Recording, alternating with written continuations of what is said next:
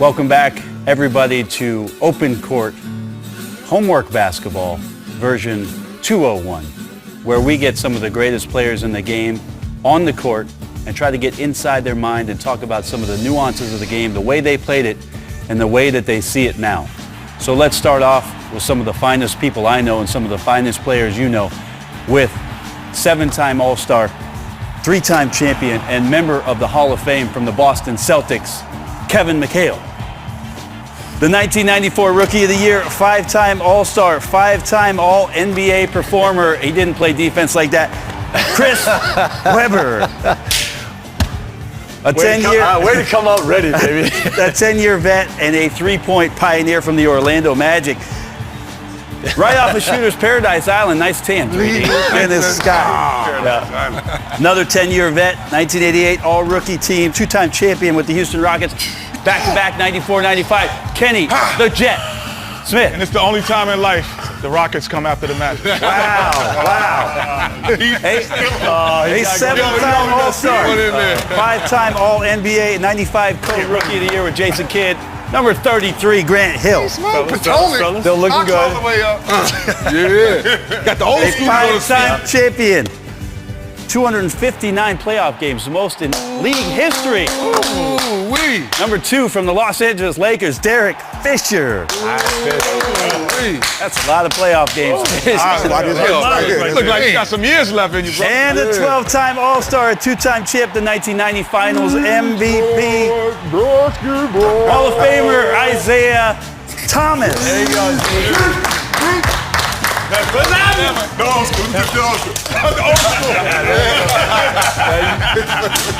You ain't lying. This is Yeah, look at this crew. Having you guys all here, we're going to get inside, again, some of the nuances of the game. The first thing that I want to ask you guys is, the game is changing. We know this. Which position has been revolutionized the most in the NBA? I would say the point guard position. Selfish. You go right to the point guard. No. Well, just from a shot attempt standpoint, it's like it used to be the big guys shot 20 to 25 times a night and they got the touches. Now the point guards get to shoot it 25 to 30 times a night out here on the perimeter, and that's been the biggest change to me. I think I average like 15, 16 shots a night. Now that position is, up to like 18 to 25 most. It could be that 12 of those shots are three-point shots too, of those 15 or 18 that they're taking. Webb? How is that balance with you shooting 4 more threes or having that freedom than you being a leader and winning? Would it have made you better and win? Like I don't know if I would have won, but as an individual player, I would have been statistically I would have been a better individual player scoring wise, because I never would have had to think about helping my teammates. I never would have had to average, 10, 11 assists a night. And then my shot attempts, those 4 3-point shots that I would be taking, they wouldn't be at the end of the shot clock. They would be at the beginning of the shot clock. So you shot a higher percentage. A higher percentage, and I wouldn't have had no, I love that you asked that, because that's exactly what Zeke is going to demo later. You have anything on the forward side, Grant? Conversely, Kevin? I think the big guys, I think the position for the big guys like Kevin and Chris, in today's game, they would be screen and rollers. They would dive to the basket. And 2 of the best on the low block in terms of moves, passing out of the post, so on and so forth. The game now, these guys would have had a different game and would have had to adapt to the game that was played now. So the big position has been revolutionized. I don't know if necessarily for the better, but it's definitely changed since you guys have played. The 4 or 5, a lot of times you're just court spreaders. You're out, Fish, you're out there, you put your format. If you can shoot a little bit, I don't even care if he makes it. As long as he shoots it, makes it look like he might make it. You put him out there, and you're out in the slot. You're away from the basket, whereas, we would dive and roll, but we were diving and rolling to get the ball. And when we got the ball down here, down low in the post, it was your job to go to work and put pressure on. You had to drag guys. My job was to drag Isaiah off his man all the way down the post.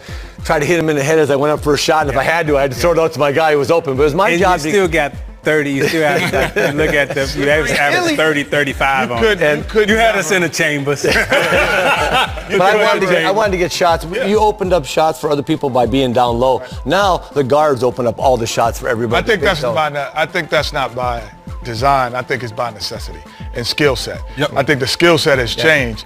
There are still guys who can post up and score, but they're far and few, and most of them are 6'5" and under. So, or 6'7" and under. LeBron James, they're going to put guys like that in the post now. Guys like you still would have scored because there just aren't guys who work on that skill set to be able to demand that ball in the box. And y'all messed it up for us because Magic Johnson, Isaiah with the handles. I remember Isaiah coming to camps and doing the machine gun drill. And you see him dribbling, you don't even see his hands move. And I think these guys messed it up because now all of a sudden it's 3-on-2 in practice and like, coach, can I get in the middle? 'Cause I want to be Isaiah. Hey, coach, can I pass? You know, and I think, like you said, the skill set of the guards has just become so good, but it's so sexy that the big fellas wanted that game. And not coaching in high school didn't let us say stay in the post and work on your jump shot. It's like do whatever you want to. And I think that's where we have small ball now. So if you don't have a big guy like this that's going to demand the ball in the post and say, hey, we're going to get double teamed, and now we can get spot up easy threes, where now we get good space, and now the Steph Currys, the Klay Thompsons beat their man off the dribble, and now you're stretch four. That's the new term. If you can find a guy 6'9", 6'10", that has the comfort to go out there to the three-point line and shoot that shot. Now as a point guard, you have so much driving lanes to attack your man. You could be all NBA and average 8 points and be a 4 or 5, man. You take wide open shots, right? You could be all NBA, man, and having like 5, 8 points. I think everybody's points are 100% accurate. And what we're seeing is that the game itself at every position has revolutionized. Right. And it started with your era, and it transitioned up to Grant, C. Webb, Kenny, 3D, into my era, and now into these guys. You kind of in your era, man. He trying to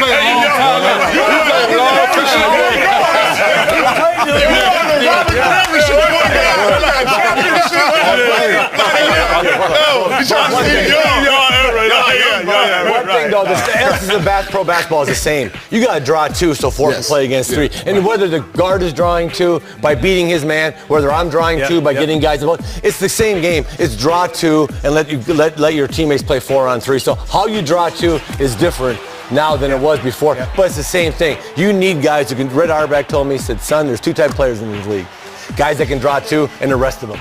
And he said, you want to be a guy that can draw two. Yeah. Because if you draw two, we pay a lot more for those guys. Yeah. And by the way, if you was a guy who could draw two and the other team didn't put two on you, you went to work. You felt really disrespected. Like you're not trapping me on pick and roll. I used to tell John Sally all the time, they're leaving you down here. All right. The evolution has been televised. We're going to push the show forward, quite literally. Kevin McHale and Chris Webber when we get back. I got to use the basket to get open. So C. Webb does not want to give me a layup. So I've got to use a hard run to the basket to get him going. I'm swimming him, and then I'm sitting. Soon as I get in front of him, I'm going to swim him, just like an offensive lineman, and then I'm going to sit. You know, what's really cool about Basketball 201 is that we get to demonstrate not only on the floor, but on the floor with guys in color photos. So I'm glad, Kevin, that we have color photos of your playing career. Yeah. I'm joking, obviously. Chris Webber, Kevin McHale, talking a little bit about the forward position. And really the first thing that started to come to mind, Kevin, when we thought about having you in here and on the floor with Webb, is to ask you about really the unrealized work of the power forward. They're almost like the offensive linemen of the NBA. You know, they get the quarterback open, who's the point guard, or they get the shooter open, and you don't see some of the nuances of what it is they do. What is one of the things that a power forward in the NBA does that a lot of people don't realize that's advantageous on the offensive end of the floor?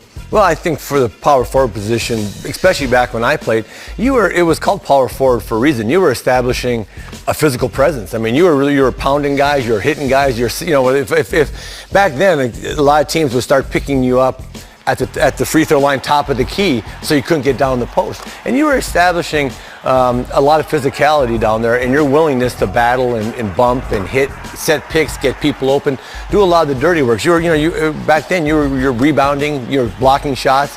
You were asked to do a lot of stuff inside the game. So you really weren't a center. You really, but you played like that. You really weren't a perimeter guy, but you had some of that skill. And I think C. Webb was one of the best guys to blend both skills together. Pat Riley used the term like warring screens or warring the man down or making contact. So let's talk about that, Kev. Yep. You want to establish great post position on this left block. Right. And you're coming down against Webb. Where is it that in your mind you start thinking about the post and where you're going to get on the post? Well, it really depends on who the guy is. Like if it's a big, if C. Webb is Mahorn, I liked when Mahorn met me up here. Do you want Webb and Dennis to stand together to try to emulate Rick Mahorn out here? Hold on. Rick Mahorn's backside. Hold on. Sorry, Rick. Backside like this, I can do it. But he get his big fat ass down there. But anyways, so I actually had problems more if Mahorn met me deeper in the paint. But say you have the ball there, I got to use the basket to get open. So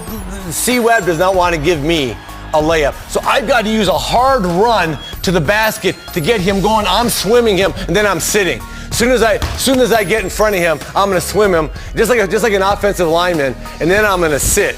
Now from there, I'm going to make him make all the adjustments. Barbecue chicken. I want him. I don't mind guys meeting me up here. It happened all the time. Like the worst thing you can do, and you see guys do it, C. Webb meets me, and I look at that spot, and I just fight him, and we do this, and pretty soon I'm posting up at the three-point line. Right. I never tried to do that. I just used the basket to get open. So as soon as C hit me, I tried to get him moving 2 steps, then I just swam him, and I got in here. Then I went to work down here. And Bones, just on the same play, a difference because I watched him in the different skill sets. So what I would try to do, especially with a great passer like Jawan or another big guy, I would come over this way, and because I could spin, I wanted to get you right here and do that. And if I did this one time, even if you missed me, the next time, all I got to do is like this. Yeah, he's over there, and I'm backing up.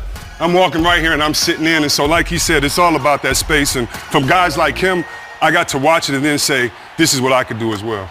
So the difference, Kevin, between, let's say, a top angle post entry where you're getting wore down and pushed and you're not getting to the spot you want, what's the difference between coming block to block and coming across? What are some of the things that you were able to do to establish great post position, moving from weak side to strong side? Well, first of all, I had to usually there was a cross screen coming in. Well, we can do that. We can do that. Let's do Grant and Dennis. Let's do that. So we just have. I had to get C. Webb, like you said, Riley and everybody wanted to ward people and stuff like that. I liked when people warded me. I didn't, what I wanted to do, if the ball was there, I wanted to get into it. I wanted to start wrestling here, give me more room to beat him. So what I would do, as I saw the pick coming over, I'm going to take C. Webb and I'm going to drive him hard. And I'm going to get in here again, but I want to get an angle. I want to get C here. Now I'm going to hold him into the pick. As soon as I cross that pick, I am sitting down. Now, if I get a guard on me, I'm happy. Yeah. So I'm running into the guard. I'm running into the big guy. And Isaiah will tell you, many times I went out of my way to run into the guard. I didn't want that guard bumping me. So when that guard tried to bump me, he came through and said, you're going to bump me high. I came all through here like this, and I did this. And I just did, because I noticed most guys started doing this. And I like that a lot better. So I just came across as high as I could. We come in like this. I came across as high and as hard as I could on guards to get him out of there. But I wanted to engage C. Webb all the way out here. I wanted him fighting me away from the ball. I didn't like him standing there. My question to you, Kevin, then, if Webb was playing off you, let's say in a weak side position and kind of worried more about the post up, would you oftentimes take up the space and get physical with the defender before he had a chance to do that? Or would you let the screener come and set the pick where Webb is standing and not engage him? You know what? I'm looking at C. Webb's eyes. If he's looking at me, I'm going to get engaged. If C. Webb's looking there, I played with guys that would throw this ball right here. Right. So if C. Webb is like staring at me, I just stood here because I knew the ball was coming. Right. Now, if C. Webb could see the ball and doing everything right, now I got engaged because I went over there. Because you can't throw a pass for a guy, through the thing with a guy looking at you. He's looking at me. Larry would throw the ball right by his ear. All you had to do is get 1 or 2 layups, and they quit doing that. So I just read C. My job was to read C. Webb's eyes, his body, who he was he a banger? All that stuff went into how I wanted to play against them. But I wanted to engage as quickly as I could. I wanted to get as much physicality on him, get the guards, and eventually I wanted to be able to get the ball, over here. I wanted the ball here, so everything was one quick move. I didn't want to get the ball Here, I tried to get as deep as I possibly could. So if I could get C. Webb pinned, I would stop right here. And I mean, I tell you right now, you had that look on your face like, you better throw me the ball. I'd have that crazy man look like I wanted it right here. Yep. Now I just went to work. I never wanted to get the ball too far out. I wanted to be able to get the ball here, and if C. Webb's on me, everything's one dribble. So I hit the ball, I reverse pivot, and I go. I'm one dribble. Wait a sec, second, Kev, I saw your reaction. I saw your reaction to just Kevin opening. This is first of all, it's a dream, Zeke and my man Mikal in the room. But you can even tell now that when Mikal goes like this or like that, it's all body positioning, and I have to react. And I mean, Kevin, I know the last time you dunked, but I know I'm in trouble right now because of the moves that he has and how deep he gets in. And it's so funny and all the things that he's saying. And I know basketball has been taught to him by the great Red Auerbach and other things, but he's saying this, and that one screen that I've watched him do for many years, I've seen guys take his move and say, well, I can't shoot a jump hook. I can't do this. Seen Karl Malone say, I'll stay in the middle and get fouled. Or stay right here, Stockton, so I can shoot a jump shot because it's a physical guy. But it's all based off of what he and others did in that post in that area. And we're like, wait a minute, I can do this because my guy can shoot a little bit better. So if he goes up at the top of the screen, I'll be wide open. And so all these things on the post, I love seeing because Hey, C. Webb, I studied it. Did you notice he limped to the ball, but once he got it, there was no limp. Just like your defense. Just like your defense. Energy,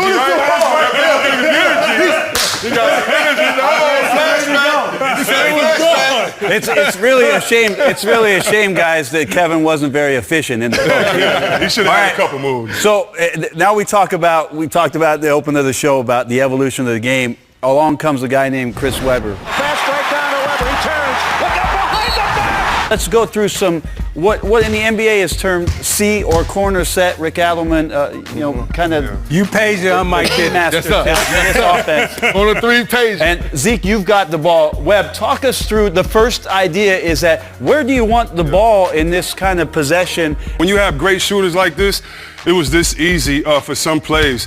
If Isaiah passes me the ball and I know Isaiah can shoot, we're going to put Fish and Grant in a position where they have to communicate. So all I want you to do on this one, D. Scott, is set a back screen on Fish. Isaiah, act like you cutting, hop back to the corner, come get the handoff from me. Now, what you gonna do? I got Zeke and he can keep going, or I got that right there. And what was great about it is all this action. I mean, this is Golden State's playbook for anybody that wants to know. It's just that. And Draymond Green being in this position, if he's knocking down that jump shot. Now, next, Isaiah, come get it for me, but still set that screen. Okay. So, what is he gonna do? I got the pick, and you already heard Isaiah say if this was 87 and he could shoot 10 threes a game, I'd average 25 assists. Now let's look at another option where it is that you're trying to find cut. So let's talk a little bit about those baseline cuts and your ability to find guys in the lane. And if you can stay in the corner, because the next play we're gonna come get you, Kenny. Come get me. No, Kenny, I'm on. No, see, I already know. This late in the fourth quarter. So after they already faced Garden Pazer, we setting it up for you.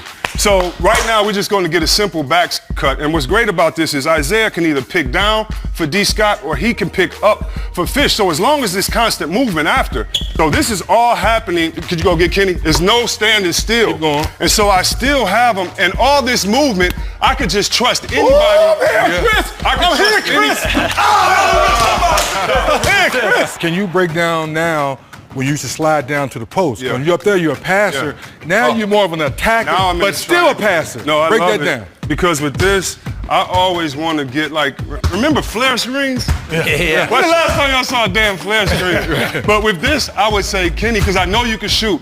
I go, Kenny, bop, bop. That means just set the flare and come through, because you can shoot. So Zeke gonna give it to me, set the flare. Now what you gonna do when Kenny's hit 12 threes to set a record in the playoffs? Isaiah is the man, so I got Isaiah there for the 3, and Kenny comes right here for this. Ooh. I mean, you're in trouble. And the great thing about it is that Kevin McHale, a great defender, all I gotta do is like that to Kenny, Absolutely. and then I'm back. There it is. So all There it these is. moves help me, or even Kenny, if we could do it just one more time. Sure. Kenny, if you could set one pick for Zeke, and then come rub me. Okay. So I got him over there. I got, now we got issues. Exactly. Oh, no, Zeke.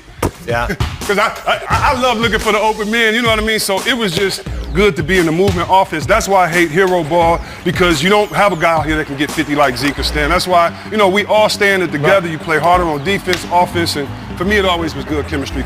Big thoughts from two of the game's greatest bigs. And did you notice the whole segment Kenny kept saying, I'm open? I'm open. See, we're going to come back. We're come back. We're gonna come back with point guards. We're gonna talk to Fish and Zeke. But Zeke, I wanted one more quick tactic that Mikhail used to use that he didn't cover during the 201 forward segment. If you notice the jump hook, but underneath, look at the left hook. The punch in the face to Shaq.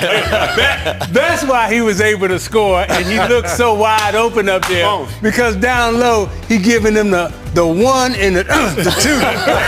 We'll be back. Point guards next on 201. Now it's time to hear some big ideas from the small guys, and you think about Derek Fisher and Isaiah Thomas, such incredible playoff moments between the two of you guys in your career. You played 12 years in the league. You made 398 threes. Last year, Steph Curry made 402 in one season. The game has come a long way. What is it that you would do if you played outside at the three-point line? How is it that you would attack a team from the point guard position? Well, first of all, the normalization of the three-point shot and the changes in offense. You talked about, we had Mikhail and C-Webb here, and they talked about low post play. Now that four-man is out on the perimeter, so therefore you have more space to drive, and if you could take more shots from the three-point line and then have opportunity to drive to the basket with no hand checking, I mean, then, you know, it's a guard's paradise. And I've said this before, this is the best time to be a small man in the NBA ever.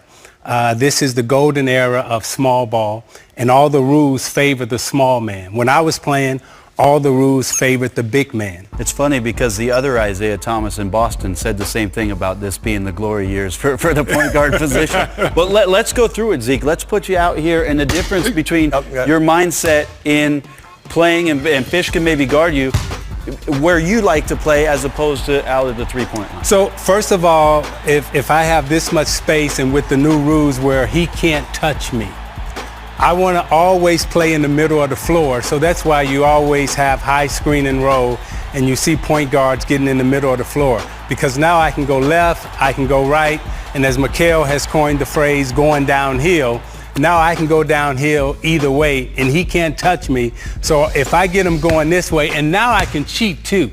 You know, this used to be an offensive foul. We see more point guards now out on the perimeter losing their balance and falling. And on television, we say, well, this guy's a poor defender.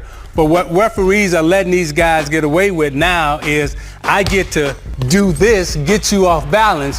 That used to be an offensive foul. So now the small man has all the advantages. I got the handle, I can push off, I can create room, I can shoot, I can get to the basket. So when I have the ability to go right and left and you can't touch me, you got one option. You got to swipe at me or hope that I miss. One of the points that Kevin made earlier is that Kenny, the person that draws two.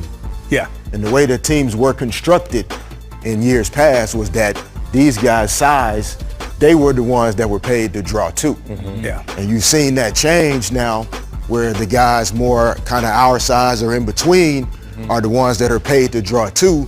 So they now have the freedom or the license to be the guy that's taking Steve Nash, in 2 words, I'll tell you. Remember the rule changed, and Steve Nash was the first point guard I saw.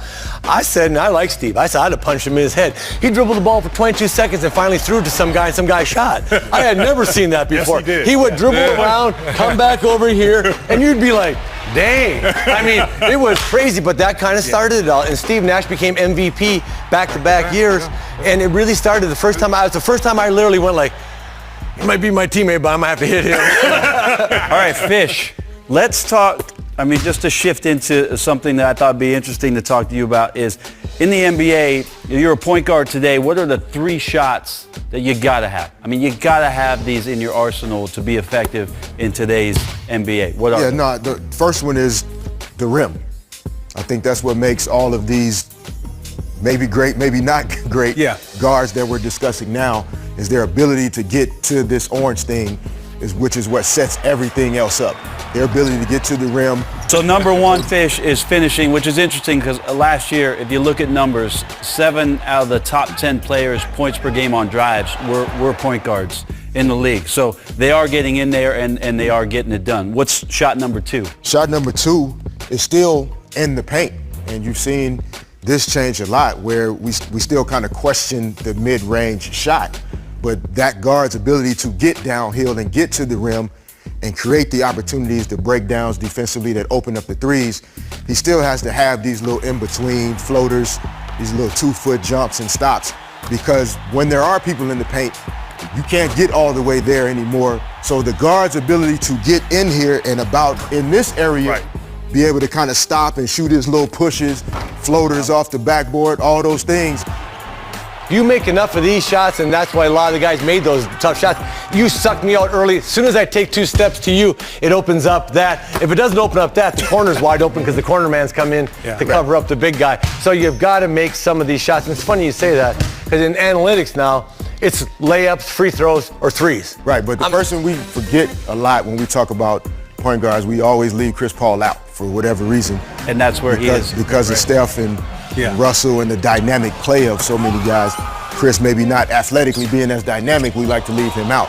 Shot 3. So the third shot is, and the only decision a lot of times that they do have to make is if he's great at getting to the rim and he might be great in the painted area, you still have some guys that aren't great out here, not great right here either.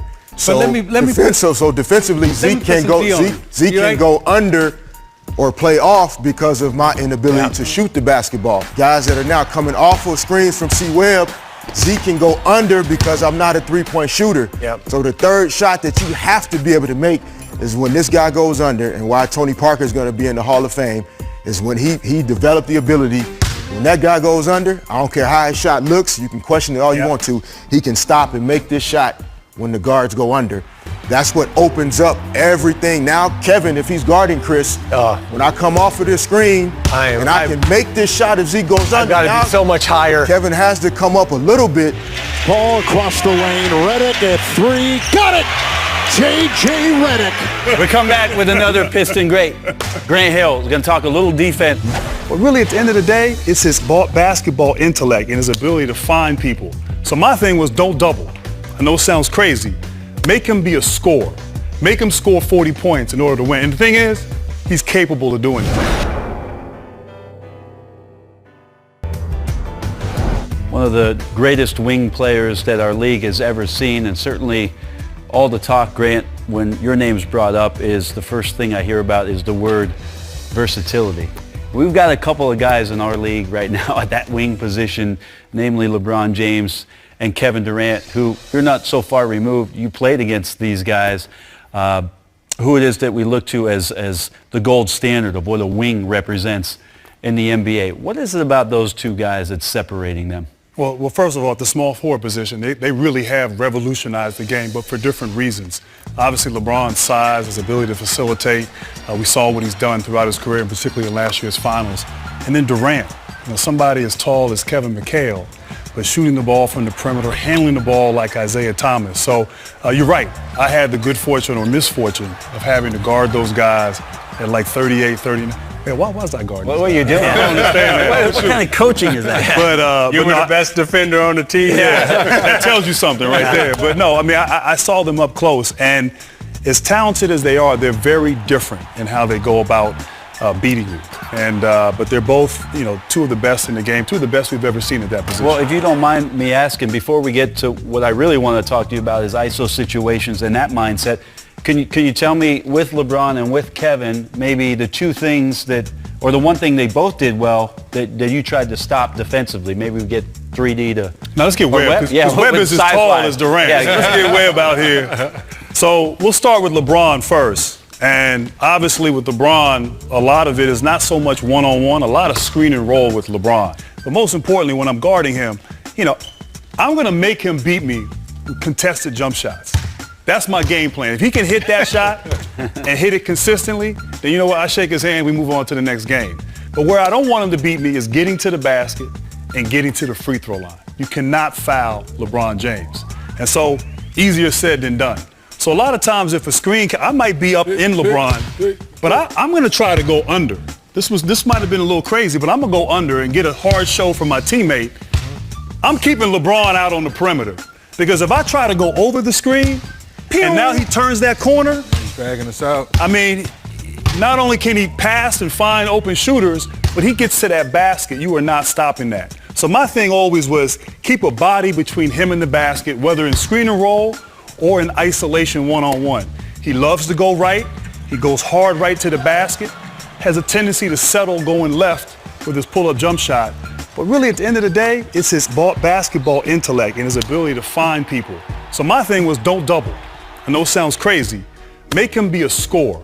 Make him score 40 points in order to win. And the thing is, he's capable of doing that. Now with Durant, that's a different ball game. Durant wants to score. Durant has the ball out here where Chris is. I'm in him right now.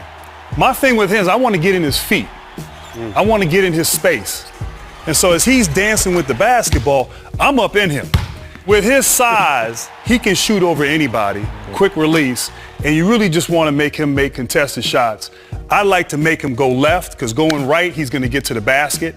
Going left, he's capable of hitting shots, but I want to at least try to get in his space and make it uncomfortable. But they don't get it to him, they get it to Hill. Hill fires it, O'Connor goes. He goes!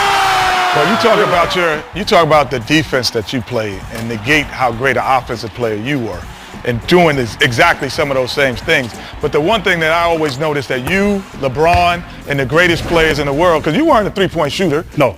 But when you come up and you went under the screen, Right. go under.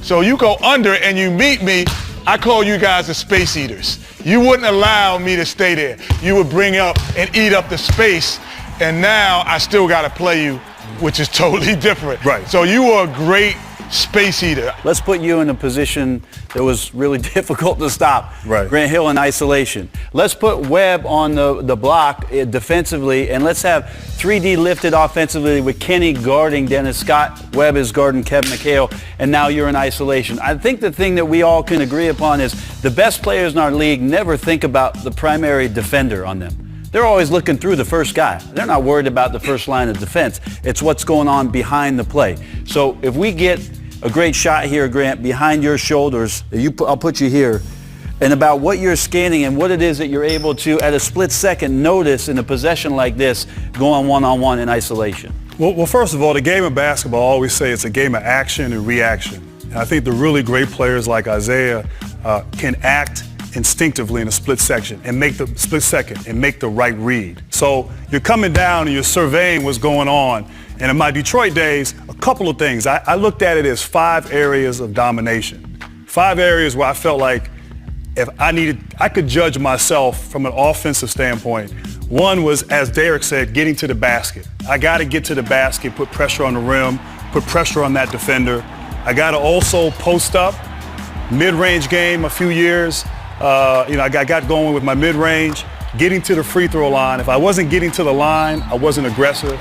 And then transition, attacking the basket, making plays for myself or my teammates. So for me, I always came in, I got 5 things, like a game plan, I got to attack. But most people, because I wasn't a great shooter, would give me space. They're here. That's what I wanted. The guys that gave me problems, we were talking earlier, Kenny, Derek McKee, he would get up in me at 6'10", and now he'd make me play like this. And now I had to try to get space so I can go downhill. And if I'm going and I get by Brent, I'm trying to attack him. I'm not avoiding the contact, I'm seeking contact. Because to me, as a shot blocker, if I try to avoid it, I'm giving him the opportunity to block it. But if I come at him and make contact, now I can draw a foul. And I want him to know that I'm coming at him. And every once in a while, he'll block my shot. Every once in a while, I might get him. But I'm seeking him out. If I have Joe Dumars up top, who a lot of times was in that next position, Kenny's got to think, do I leave a Hall of Famer who's got a quick release to come help, or do I stay at home? So I'm gonna probe and see what Kenny does. If Kenny comes, I might just throw to Joe and Joe's gonna knock it in. If Kenny stays, then I'm right in the middle, and now I get in here and I can see what happens. You're on your own, Brent. I might have Otis Thorpe down low for a finish. I might finish at the rim. Or if Kenny comes, I might attack Kenny. A lot of times, depending on time and score and in the shot clock situation, I might go and try to make contact with Kenny. Kenny's moving as I'm moving. So as soon as I see you come, I'm coming and I'm trying to hit Kenny. And I'm seeking contact. And so I'm trying to, draw fouls and make you think all the time. And so a lot of times it's just reading the situation, or better yet, if they came with a big guy, attack the big guy off the dribble. But for me, I got great joy out of facilitating and finding my guys and finding my teammates. How much different is it, Grant, when the big guys like Webb and Mikal are lifted in situations where they got now small guys, let's say Fish and Zeke are down low and Fish is on defense. Webb, you're lifted, and Kev, you have to guard Webb because they've lifted too. And now there's little guys down here, and you're seeking past me. You already know first line of defense is doing nothing. This is so open right now that no one can get to help. With the way teams shoot the three-point ball, the way the court spread, I mean, now I would have loved to have had this opportunity back in 96, 97. But that's why we need that Whether movement, ISO though. or even in the lope in the post. If I catch the ball here and I inside reverse, like now, I mean, where's the help? We're going to come back. We're talking about spacing and rim runs. 3D's got some great stuff on that when we come back. Kenny and 3D talking We shooting. beat when get Potomac back. at AAU, though. Super friends. 25 years ago, baby. Ah, yes, Kenny, old reliable. Yes. The three-point shot. If they only knew back then what they know now, 3D. And I want to quickly point out, or Kenny, are you posting up in this last shot here? No, baby, I'm Are waiting you on posting OT. up, I'm waiting on Grant? Otis Thorpe or Akeem to come set that Okay. pick, baby. Ain't no rush up there. All right. Ain't no rush. Like a shot clock. 24 seconds, long time. Long time. It's really fascinating as we talk about the evolution of the game. I mean, really, there's probably 20 to 25 guys now who are 6'10" that step out and are viable three-point options in the game the way we see it today. But it's also interesting how it is that we can get to three-point shots now, Kenny. What do you think is the biggest difference in finding three-point shots in today's game as opposed to when it is that you were playing? Well, I'll be remiss to do my segment with my shirt alone because to get your three-point shot, you need your teammates. So I'm going to my teammate on this. Way to be a teammate. I like it. So what I always thought is, is because there was so many different options, because there were so many different guys. So if we had Chris Webber, if I played with Chris, oh my gosh, it would have been so easy because he was very much like Otis Thorpe, but he could shoot. So now he's a great pick setter. So my job, as you see against Greg Anthony, I'm in no rush.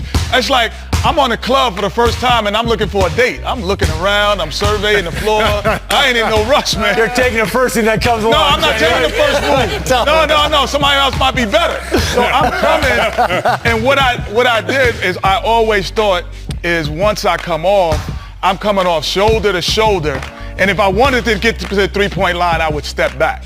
So when I first came into the league, two things. I had never run a pick and roll in my life. First time I ever run a pick and roll was in the NBA. College basketball was pass, move, cut, pass, move, cut. So first time I started running pick and roll was here.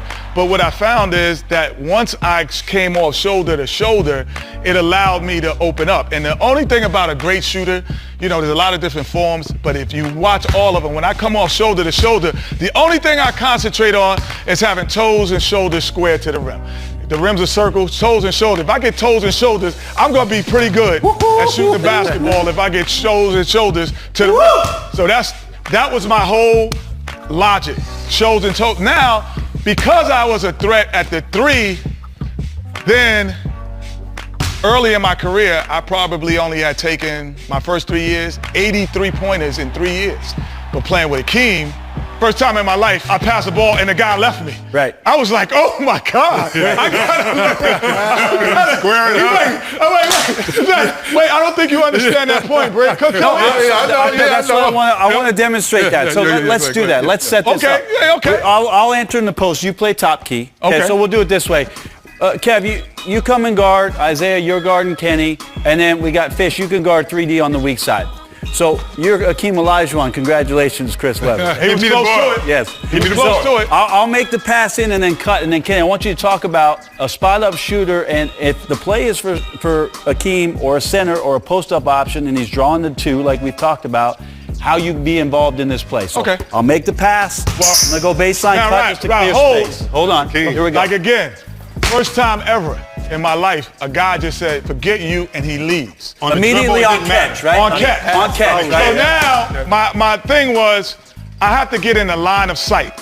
So line of sight, a lot of times, these two steps is so different because now, see how Chris threw it with his right hand, his strong hand? If I stay here, he has to come over and the pass gets lobs and he comes. Yep. So my whole thing is, ball goes, I'm line of sight.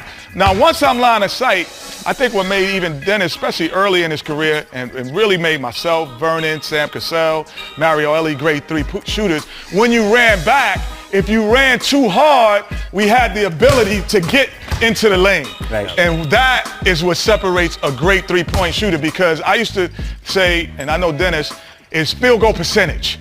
So like I look at Larry Bird, I think he was one of the top field goal percentage in the playoffs. Steph Curry, top field goal percentage. But I think the top field goal percentage in the NBA for playoff history, oh, y'all looking at him. So because I take my pride in making shots. Good shot. So it's all about giving him a line of sight. Exactly. A line of sight. And that made my shot so much easier. Olajuwon lost the dribble and then recovered. Here's Smith for three. But one of the interesting things that you guys did with Akeem, a very subtle thing, is you guys used to line up on the ball line with him. Now, I just want to explain the difference. Isaiah, if I could take your spot for a second. If he has the ball, okay, so if I'm in this position and Kenny, you're here, and I go and you're moving, this is an easy pass and an easy read for... Because he's not really doubled now. That's right. Before, don't go again. If I don't move and you go. Right, if I go he's here, doubled. I can double team. body him up. Right now, Chris is like, this is not a double team no more. Exactly. So one interesting thing that you guys did, Kenny, is you would line up in line with the ball. Right. Now what this does is it's subtle, but it gives you the option to now be the primary scorer. If I line up here and the ball is to Akeem Webb in this situation, if you get it and you make a quick move, I cannot double. If you're there and you make a move, I can catch that move. And I don't even have to make a quick move, because remember when your coach would yell at you about committing to the double team? So now, especially with Akeem, one of the best post players, this guy and King, two of the best ever. But all I got to do is like this. Now I can play with you. Yeah. And I can pass it now out. you're in position. Or if you go back, so I could just play with you. So you're right. Like now, you're going to have to commit, because I'm either going to break and then. I would like to take credit and have Rudy take credit for this subtlety. Yeah. But Kevin McHale said a profound statement when he first started. He said he played with a guy who can make that pass. I just played with guys who could make that play. We didn't talk about it. Yeah. We just knew that this was the best place for him to acknowledge me and get him the thing. The other thing that was great, because he was such a great low post player, so we had conversations all the time. So I used to say, Akeem, if I throw it direct, that means nobody's there. If I throw it a lob, that means that the defense is pushing you. So Akeem would go like this, so throw me the lob. So he became, in this shot, when he throws it, he steps away and shoots at the same time. So if you don't have these conversations, these basketball conversations, you can't be a championship team. Let me add something to the spot shooting real quick. You're going to be next. So obviously, it's well known I had Shaq and Penny down low. Give me the ball. So people would say, man, you're only getting 8, 9, 10 shots a game. I said, but I got a beast down low and I got a 6'8" point guard. So I'm going to sacrifice, Grant, I can handle the ball. You remember I can handle the ball. He said, how come you never dribble? I'm going to say it again. I got a beast down low and a 6'10" point guard. So I never got enough credit for doing what? Being a great entry pass. Yes. No, So now, being on the same side of the floor, what we talked about earlier, he demands too. So why come down, do all this for what? Give him the ball. Now, what you gonna do, Isaiah? First time you leave, I'm moving. No question. I'm sliding, letting it go. Bang, bang. Bang, bang. Again, Scott, this time able to inbound, comes back to Scott. Now, the third one is my favorite that's in the game today. I shoot a shot and I miss it. We all look for the rebound.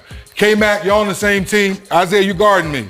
So shot goes up, I miss it, y'all get it. Isaiah turns his back. Hey! Hey! The best three in the game, I think. That's my that. favorite three We did it back in the day. Yeah. Now today they're getting a lot of credit for it, but that's the favorite So one would you because not you've get done back your as job. fast? You've done your job and now let me get a shot. But once you turn your back, most guards, No question. they lose it. Okay. I missed that. No, so would you not get back as fast? Or you like? Well, Oh, yeah, exactly. Yeah, I wasn't- yeah, no, you're right. No, you're right. Akeem was so much like you, Chris, in terms of being able. He made people pay for the attention that they gave him, and so he would pass it out, say, "Make them pay, make them pay," because if you're gonna overreact to him, he would make you pay by making these great passes. But to me, that's why Steph Curry might be the greatest shooter ever, because we just described 4 different ways. He pretty much shoots with the same accuracy on all shots. So off the dribble, consistent. You know, spot up, consistent.